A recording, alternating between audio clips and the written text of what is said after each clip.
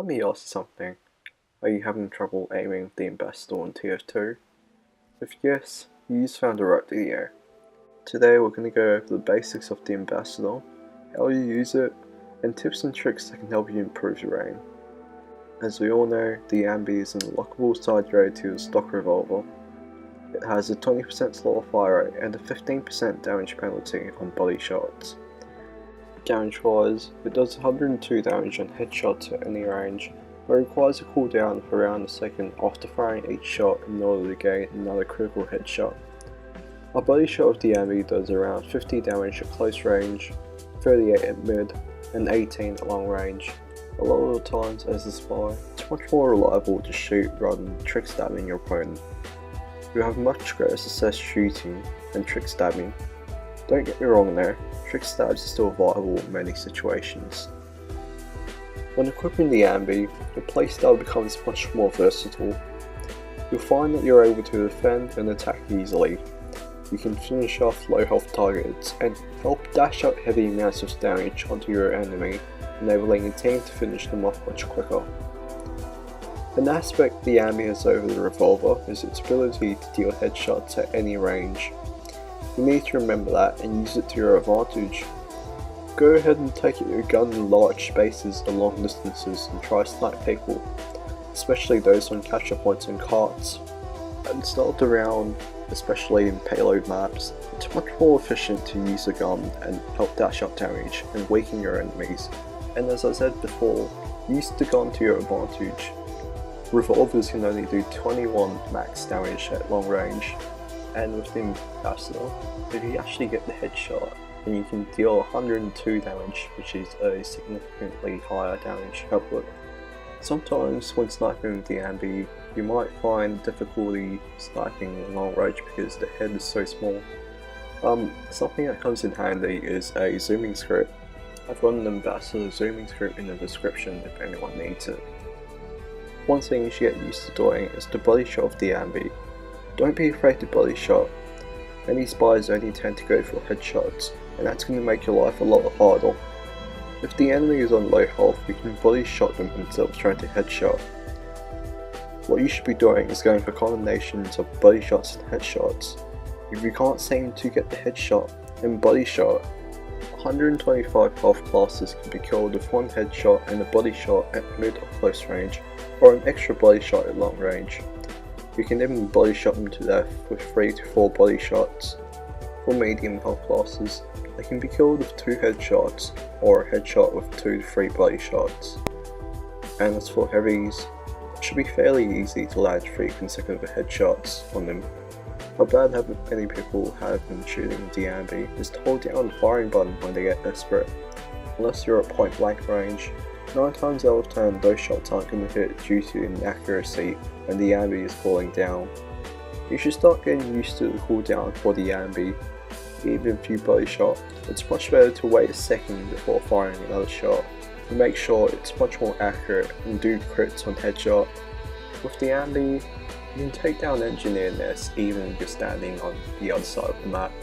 You can headshot the engineer to death and then take pot shots at the sentry gun.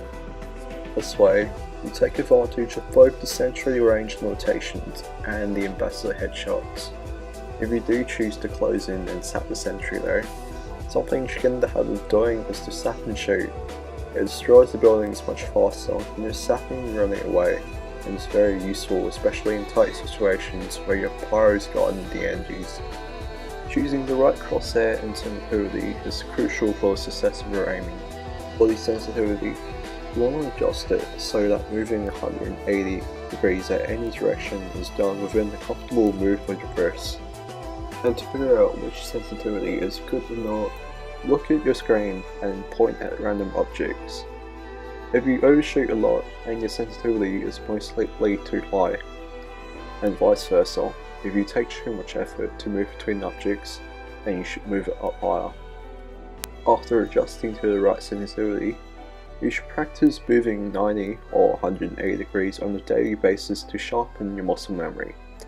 This helps you with quick reactions to your surrounding and makes twitch aiming a lot more accurate as well.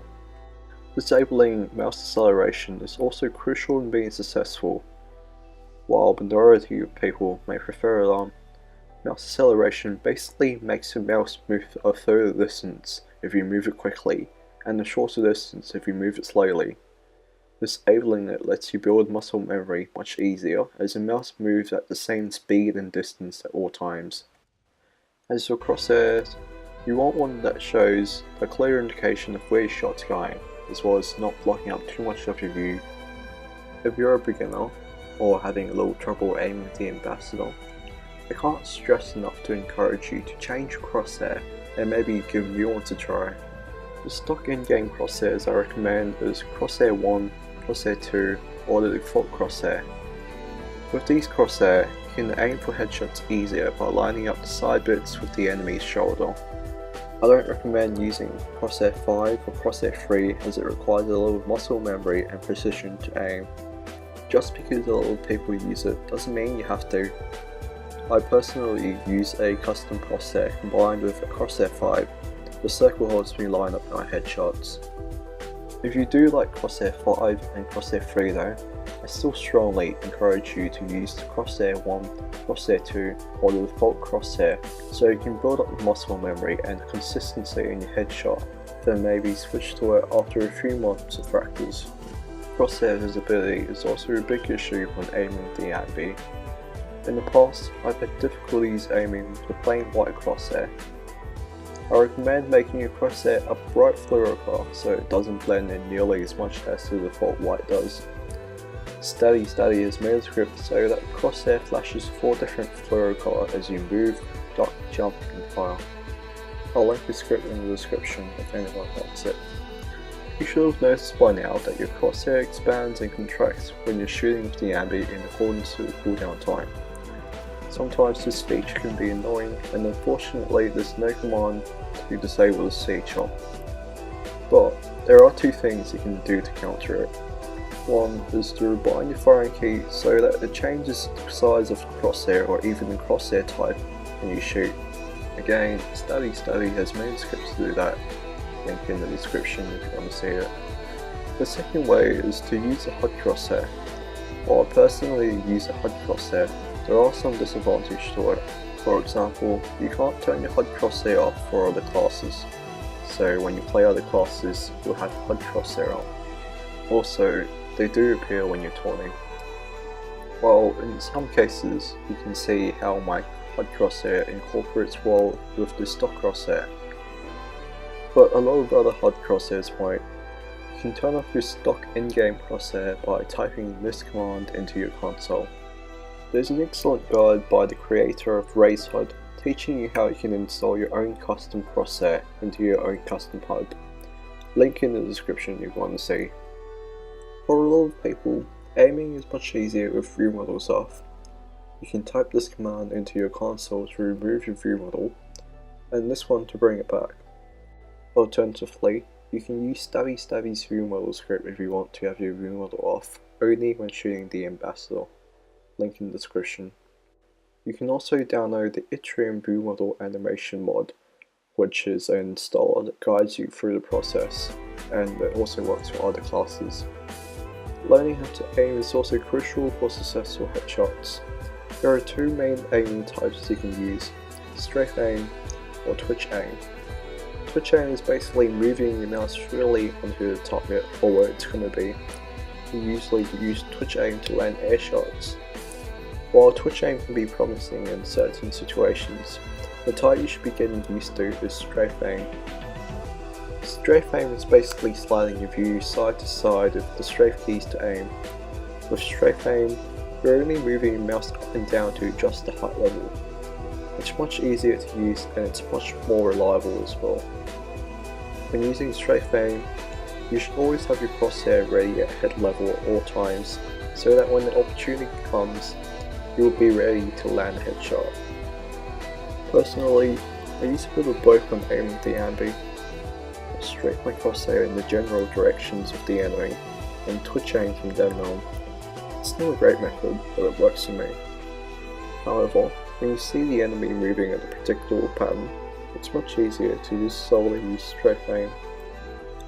Maneuvering skillfully in Battlefield not only helps you with your chances in survival, but also makes aiming a lot easier. When you aim, be aggressive at first. Get your headshots in them. The enemy should start getting scared really soon, and that's when you charge in and try kill them. You want them to play defensively at your will. And if they don't back off, then you can try to manipulate their movements. You can walk up narrow corridors or staircases where there's going to be less space your opponent can move around. You can also try and move back if your opponent is desperate. When they chase you, you'll probably move in a straight line or in a more predictable pattern, making aiming a whole lot easier. You also want to throw side to side to predict where the shots are going to go in order to dodge your attack. This works especially well for projectile classes. Sometimes you'll need to predict their prediction in order to outthink them and dodge their shots. Do whatever you need to do to throw the aim off. Jump, duck, move in a strange pattern. Even sometimes standing still works. When you are strafing to aim though, make sure your movement is as unpredictable as possible. You should also get in the habit of moving forwards and backwards while strafe aiming. It really does screw over people's aim a lot, especially when they're using strafe aim as well. Sometimes you'll get into deadlock ammy fights with other players where no one can hit their shots. In these situations, a neat trick you can get in the habit of doing is to try charging and backstabbing basically. It works because the person is most likely using strafe aim as well, and when people strafe side to side to aim, they're most likely going to back off when you get closer to them. So you can go into a backpedal stab when they back off. The backing off bit is mostly psychological, meaning that they don't even realise that they're doing it. When most people strafe aim, they back off when you get closer because they want you at a comfortable distance where they can hit you. If you watch closely enough, you'll probably notice that you do it as well. As you all know, practice makes perfect, or at least practice makes progress. Before I hop into servers, I usually play on TR Walkway to warm up my hand movement so I can aim better when I start playing. You can also warm up your hand by doing other hand activities beforehand, such as playing a piano or solving a Rubik's Cube. It's important that you do that because you simply can't aim as good without your hands being warmed up. To use TR Walkway, simply download the map and put the map in the map file. Download link is in the description if you need it. To spawn bots in Walkway, simply type this command in console, then type retry to restart the server. If you don't want to type the command every time you launch the map, simply paste the first command into your config file and put it in your CFG folder and rename it as the map name, so in this case tr_walkway_rc2. Despite what I said above, you should only use Walkway to warm up your hands. The hitboxes on TR Walkway are sometimes incorrect and lags behind the model. If you want to practice precision aim, go on TR Aim instead. To get TR Aim, simply download the map and put it in the map folder as usual. Before you launch TR Aim though, you gotta set the max player to 32. It's important you do that or there won't be any bots spawning when you load the map. On default, the bot speed will be set to medium, but you can set it to fast or slow using these buttons. But at the end of the day, the best practice you'll get is in pubs and playing the actual game. You can be challenged against real people playing TF2 and learn new tricks or elaborate and strengthen your old ones and the ones you learnt right here. And that's it for my first tutorial. If you liked it, feel free to press the like and subscribe button. If you have any queries or feedbacks, post it in the comment section. Thanks.